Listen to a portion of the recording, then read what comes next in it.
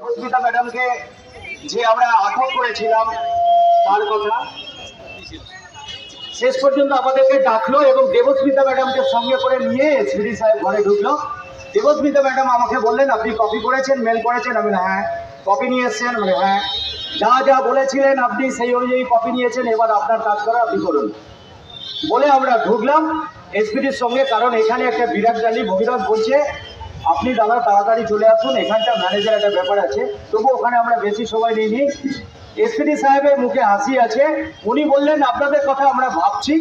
Debasmita madam বললেন, অবশ্যই আমরা ভাবছি। দুজনেই ছিলেন চেম্বারে, তারা আমাদের কথা বিবেচনা করেছেন এবং এই দুদিনে এসপিডিকেও মাথা নত করতে আমরা সক্ষম হয়েছি।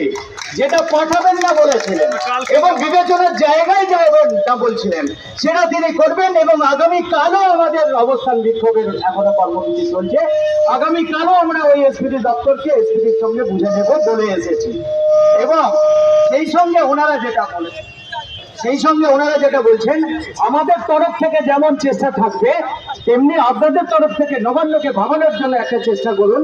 আমি বলবো, আজকেই আমরা নবান্নকে ভাবানোর জন্য শিয়ালদা থেকে আমাদের কাতারে কাতারে প্যারা টিচার এসেছে, তারা ভাববার একটা অবকাশ আছে। আমরা ব্যাপারটা বুঝে নিচ্ছি। আপনার তরফ থেকে আপনি করুন, আপনার যে চেষ্টা সেই চেষ্টা আপনার